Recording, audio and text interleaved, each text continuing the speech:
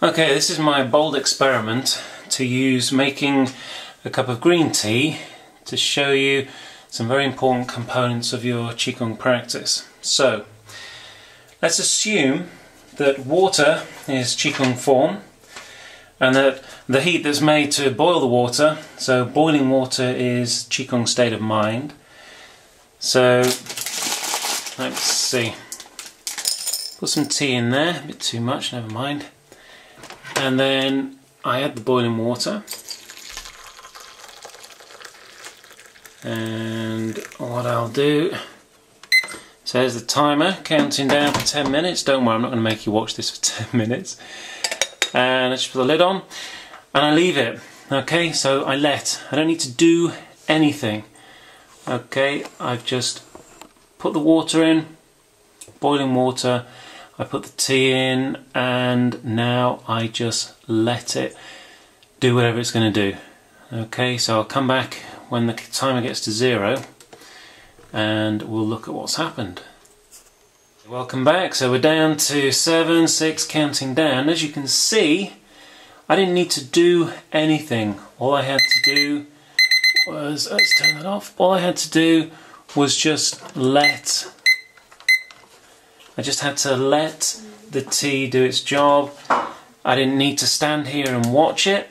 I didn't need to pray or hope that I'd done the right thing, that I got it exactly the right temperature. You know, all I had to do was just add the tea and leave it alone. Just let it. And the reason why I show you that is because it's the same thing.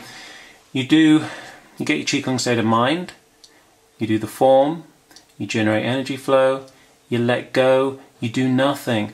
With the Qi flow, there's nothing you need to do. You don't need to move yourself forwards, you don't need to relax anymore, you just let go and do nothing. The key word here is let. Okay? It's not about, I didn't have to shout at the tea, I didn't have to concentrate really hard for it to brew, I just let it do, I just let it brew. Okay? It's the same with your practice, with the Qigong state of mind and the form. You do that and then you let the energy flow happen. You do nothing. Okay, so just take another break. I need to boil the kettle up again because I just want to show you one last thing with the tea thing. So one moment. So one final last experiment for you.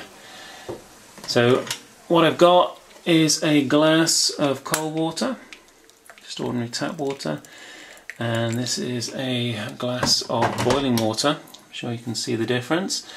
So boiling water, ordinary water. Now remember, we're using water and the boiling as metaphors for form and Qigong state of mind. So this one pretty much would be your practice with Qigong state of mind, and this is practice without Qigong state of mind. And what I do is just a bit of tea in that one, and a bit of tea in that one. Same thing again, I'll come back in 10 minutes. There we go. And then you can see the difference. I'm sure you know what's going to happen, but picture paints 1,000 words, so they say. So I'll see you in 9 minutes and 50 seconds. Okay, that's our 10 minutes up, and as you can see, there is a difference between our 2 cups or glasses, and I'll talk a little bit more about those. So, if you have the right form, so we'll say that was the water, and you combine it with a Qigong state of mind, so that's boiling water, then, as you can see, you don't need to do anything to make the tea. You just let it happen. And as you can see here, that's a nice cup of tea, or glass of tea. But, let's change over and look at the one we had that was just the form that I'm currently having difficulty focusing on. Okay, we'll do that.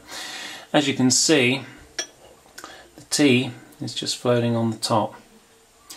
So if you don't have a Qigong state of mind, or if your mind is busy with images, fears and schemes of its own making, then effectively what happens is you shut off your Qi flow or your access to Qi flow.